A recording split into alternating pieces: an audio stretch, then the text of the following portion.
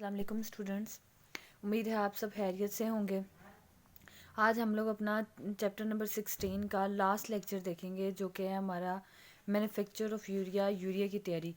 Urea हमारे पास एक खाद भी है जो हम फसलों में इस्तेमाल करते हैं अपनी ज़्यादा पैदावार में फसलें हासिल करने के लिए। इसके अलावा भी यूरिया बहुत से मकासद के लिए इस्तेमाल की जाती है। यहाँ हम तरीके देखेंगे कि हम यूरिया कैसे तैयार कर सकते हैं। जैसे हम लोगों ने सोडियम कार्बोनेट को तैयार करने के तरीके देखे थे कि हम कितने रिएक्शंस करते हैं तब जाके हमें सोडियम कार्बोनेट मिलता है। इस तरह हम यूरिया को तैयार करने के तरीके देखेंगे। यूरिया की तैयारी के लिए जो हमारे पास रॉ मटेरियल्स हैं वो है अमोनिया गैस यानी कि NH3 गैस, और साथ में हमारे पास कार्बन डाइऑक्साइड गैस है CO2। तो हम स्टार्ट करते हैं। यूरिया नाइट्रोजनस फर्टिलाइज़र है। इसमें नाइट्रोजन की मकदार 46.6% है। ये सफ़ेद क्रिस्टलाइन कंपाउंड है जो पानी में बहुत ज़्यादा सोलेबल है। ये अहम केमिकल्स की तैयारी के लिए इस्तेमाल किया जाता है, लेकिन इसका ज़्यादातर हिस्सा फर्टिलाइज़र के तौर पर इस्तेमाल होता है। इस पैराग्राफ में से आपके शॉर्ट क्वेश्चन भी बनते हैं। सबसे पहला MCQs बन सकता है कि यूरिया नाइट्रोजनस फर्टिलाइज़र है। उसके बाद यूरिया में नाइट्रोजन की मिकदार कितनी होती है, ये शॉर्ट क्वेश्चन बन सकता है। यूरिया की खसूसियात पूछ सकते हैं, तो वो आप लोग यहाँ से लिखेंगे कि ये सफ़ेद क्रिस्टलाइन कंपाउंड है जो पानी में बहुत ज़्यादा सोलेबल है। ये अहम केमिकल्स की तैयारी के लिए इस्तेमाल किया जाता है, लेकिन इसका ज़्यादातर हिस्सा फर्टिलाइज़र के तौर पर इस्तेमाल होता है। रॉ मटेरियल्स हैं। यूरिया की तैयारी के लिए रॉ मटेरियल्स मंदरजा झैल हैं। अमोनिया गैस, NH3 गैस और कार्बन डाइऑक्साइड CO2 गैस। हम लोग सोडियम कार्बोनेट सोलवे प्रोसेस के ज़रिए तैयार कर रहे थे। अमोनिया हम हाइब्रिड प्रोसेस के ज़रिए तैयार करेंगे। अमोनिया किस प्रोसेस के ज़रिए तैयार की जाएगी? हाइब्रिड प्रोसेस के ज़रिए। 1 वॉल्यूम नाइट्रोजन और 3 वॉल्यूम हाइड्रोजन को 450 सेल्सियस टेम्परेचर और 200 ATM प्रेशर के साथ गर्म आयरन कैटलिस्ट के ऊपर से गुजारने से हासिल होती है। अमोनिया हमें कैसे मिलती है? जब हम नाइट्रोजन और 3 वॉल्यूम हाइड्रोजन को गर्म करते हैं 450 सेल्सियस टेम्परेचर पर, और प्रेशर कितना देते हैं? 200 ATM, और हम लोग कैटलिस्ट यूज़ करते हैं आयरन, तब हमें जाकर अमोनिया मिलती है। प्रोसेस स्टार्ट करते हैं हम। यूरिया की तैयारी के 3 मराहिल हैं: अमोनिया और कार्बन डाइऑक्साइड का रिएक्शन, यूरिया की तैयारी और यूरिया की ग्रेनुलेशन। सबसे पहला जो प्रोसेस है वो देखते हैं अमोनिया और कार्बन डाइऑक्साइड का रिएक्शन। अमोनिया और कार्बन डाइऑक्साइड जब आपस में रिएक्ट करते हैं तो वो अमोनियम कार्बामेट बनाते हैं। अमोनिया और कार्बन डाइऑक्साइड जब भी आप इसमें रिएक्ट करेंगे तो वो बनाएंगे अमोनियम कार्बामेट।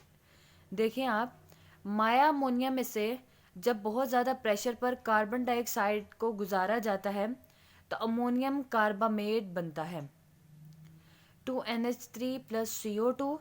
जब इनको बहुत ज़्यादा हीटअप किया जाएगा तो आपके पास अमोनियम कार्बामेट NH2COONH4 बनेगा। आप लोगों ने ये फार्मूलाज अच्छे से याद रखने हैं कि अगर आपको शॉर्ट क्वेश्चन आता है कि अमोनियम कार्बामेट का फार्मूला लिखें, ये अमोनियम और कार्बन डाइऑक्साइड के रिएक्शन से क्या बनता है, तो आप बता सकें कि क्या बनता है। नेक्स्ट है आपके पास यूरिया की तैयारी। जब स्टीम की मदद से अमोनियम कार्बामेट को एवेपोरेट किया जाता है तो ये डिहाइड्रेट होकर यूरिया बना देता है। डिहाइड्रेट होने का मतलब है कि कोई मॉलिक्यूल जब अपने अंदर से वाटर को खारिज करता है तो हम कहते हैं कि ये डिहाइड्रेट हो गया है। जब कोई भी कंपाउंड अपने अंदर से वाटर मॉलिक्यूल को निकाल दे तो हम कहते हैं ये डिहाइड्रेट हो गया है। तो वो जो हम लोगों ने अमोनियम कार्बामेट बनाया था, अगर हम उसे स्टीम की मदद से एवेपोरेट करें तो वो यूरिया अलग कर देगा और वाटर मॉलिक्यूल को अपने से निकाल देगा। यूरिया का आपके पास यहाँ क्या फॉर्मूला बना? NH2CONH2। थर्ड वाला है आपके पास यूरिया की ग्रेनुलेशन। इस मरहले में माया यूरिया के ग्रेन्यूल्स बनाने के लिए खुश्क किया जाता है। ग्रेन्यूल्स यानी कि छोटे छोटे दाने। तो क्या कहते हैं कि जब हमारे पास अब यूरिया बना है, ये लिक्विड फॉर्म में, ये माया की फॉर्म में, हम लोगों ने छोटे छोटे दाने बनाने हैं उसके, तो उसके छोटे छोटे दाने बनाने के लिए हमें यूरिया को खुश्क करना पड़ेगा। तो इस मरहले में हम क्या करेंगे, माया यूरिया के ग्रेन्यूल्स बनाने के लिए उसको खुश्क करेंगे। जब टावर में बहुत ज़्यादा प्रेशर पर ऊपर से माया यूरिया को स्प्रे किया जाता है और नीचे से गर्म हवा का करंट दाखिल किया जाता है, तो ये खुश्क होकर ग्रेन्यूल्स में तब्दील हो जाता है। एक टावर होगा, ऊपर से बहुत ज़्यादा प्रेशर से स्प्रे किया जाएगा और नीचे बहुत ज़्यादा गर्म हवा का करंट दिया जाएगा, जिसकी वजह से यूरिया खुश्क हो जाएगा और ग्रेन्यूल्स में चेंज हो जाएगा। यूरिया की तैयारी कितने स्टेप में हो रही थी? 3 स्टेप में हो रही थी। अमोनिया और कार्बन डाइऑक्साइड का रिएक्शन, यूरिया की तैयारी और यूरिया की ग्रेनुलेशन। अमोनिया और कार्बन डाइऑक्साइड जब आपस में रिएक्ट कर रहे थे तो वो अमोनियम कार्बामेट NH2COONH4 बना रहे थे। फिर हम अमोनियम कार्बामेट को स्टीम की मदद से एवापोरेट करते हैं तो वो वाटर मॉलिक्यूल को निकाल देता है और यूरिया हमारे पास बन जाता है। यूरिया का फॉर्मूला था हमारे पास NH2CONH2। अब हमारे पास ये जो यूरिया था ये लिक्विड फॉर्म में था।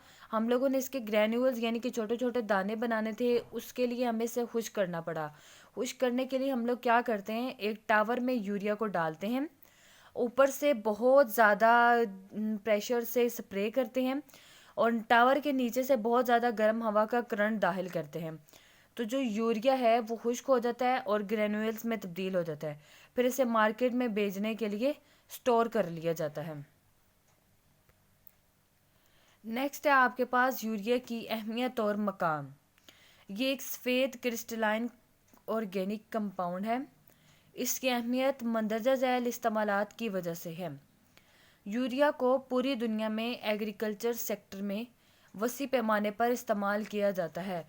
पूरी दुनिया में ज़रात के लिए, फसलों की पैदावार के लिए यूरिया को बहुत ज़्यादा मिकदार में, बहुत ज़्यादा पैमाने पर इस्तेमाल किया जाता है। ये फर्टिलाइज़र और जानवरों की इजाफी खुराक के तौर पर इस्तेमाल होता है।